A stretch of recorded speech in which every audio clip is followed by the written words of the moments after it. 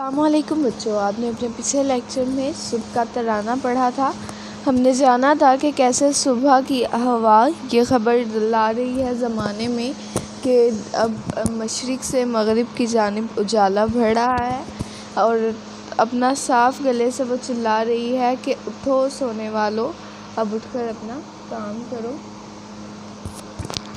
اذان جو ہے وہ مرغ دینے لگا ہے، یعنی مرغی جو ہے یا مرغا ہے وہ اذان دینے لگا ہے، اور بھی جانور اپنی زبان میں چہچہا رہے ہیں، خوشی کا اظہار کر رہے ہیں کہ صبح کی آمد ہے، اب ہم اپنے روزمرہ کے کاموں میں مصروف ہو جائیں گے۔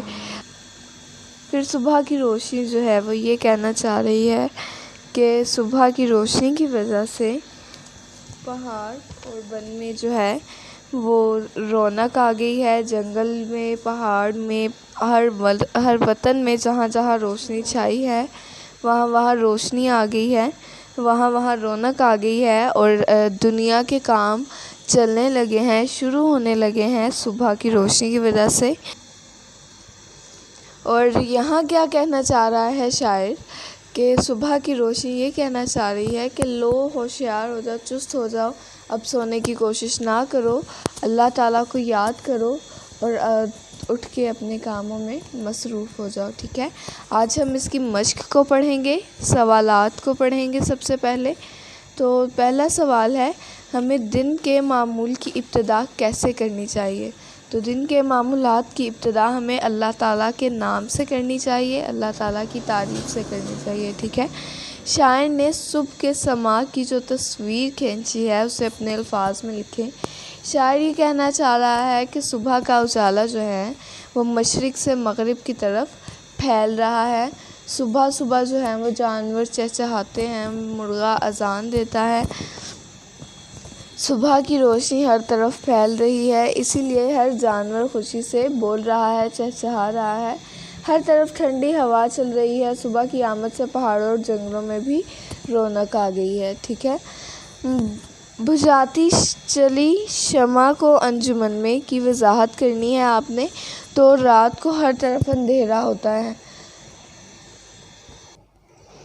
مگر جب صبح ہوتی ہے تو ہر طرف محفل کا سماں ہوتا ہے، اور دنیا کی روشنی جو ہے، سورج کی روشنی جو ہے وہ رات کی تاریکی کو ختم کر دیتی ہے، تو اسی طرح رات کی تاریکی کو بجھا کر اپنی نیا اجالا لے کر آتی ہے، اور دنیا میں ہر طرف محفل کا سماں ہوتا ہے، یعنی لوگ کام کر رہے ہوتے ہیں، اپنا کام میں مصروف ہوتے ہیں، تو پوری دنیا میں رونق ہوتی ہے۔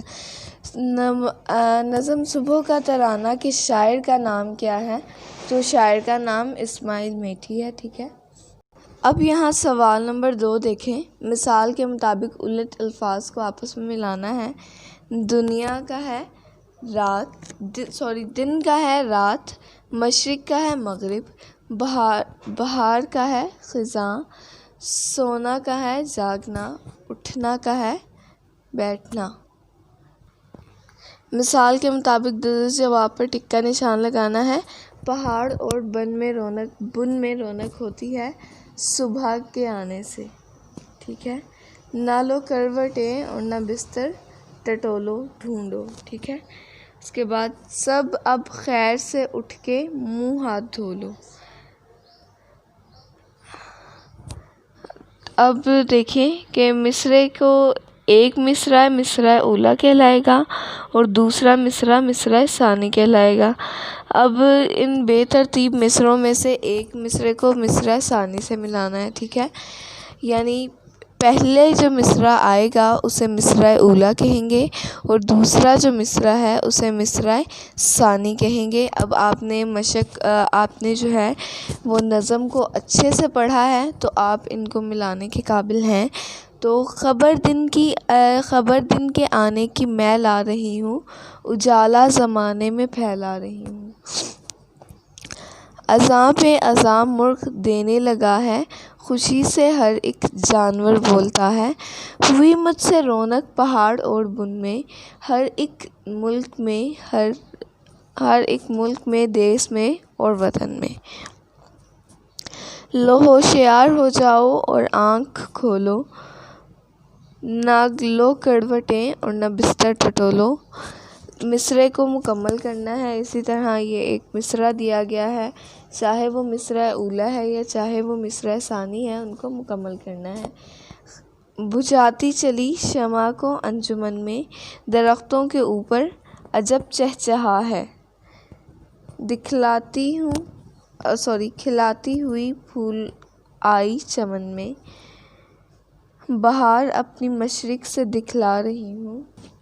اب ان مصرعوں کو جو ہے وہ ان الفاظ کو جو ہے وہ ہم نے ترتیب دینا ہے، ٹھیک ہے، حروف تہجی کے مطابق۔ میں نے آپ کو ایک لیکچر میں اچھے سے بتایا تھا کہ حروف تہجی ہم کیسے ڈھونڈ سکتے ہیں۔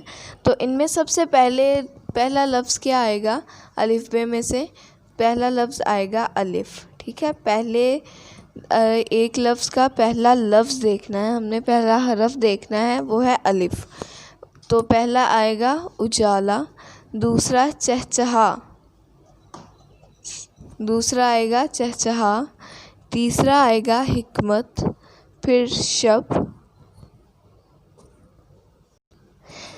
پھر آئے گا صبح، پھر توڑ اور پھر ہوشیار، ٹھیک ہے۔ اب اسی طرح آپ ایک دفعہ پھر دیکھتے ہیں اچھے سے کہ ہم نے آج کے لیکچر میں کیا پڑھا۔ مندرجہ ذیل سوالات کے جوابات دیں، اولت الفاظ کو آپس میں ملائیں، درست جواب پر ٹک کا نشان لگانا ہے۔ مصرعہ اولیٰ کو مصرعہ ثانی سے ملانا تھا۔ ہم نے یہ بھی جانا کہ مصرعہ اولیٰ جو ہے وہ شعر کے پہلے مصرعے کو کہا جاتا ہے اور مصرعہ ثانی جو ہے وہ شعر کے دوسرے مصرعے کو کہا جاتا ہے۔ پھر ہم نے مصرعوں کو مکمل کیا اور پھر حروف تہجی کی ترتیب کے مطابق ہم نے ان الفاظ کو لکھا، ٹھیک ہے۔ آج کے لیے ہم نے اتنا ہی کرنا ہے، باقی کا ہم انشاءاللہ کل کریں گے۔ اللہ حافظ۔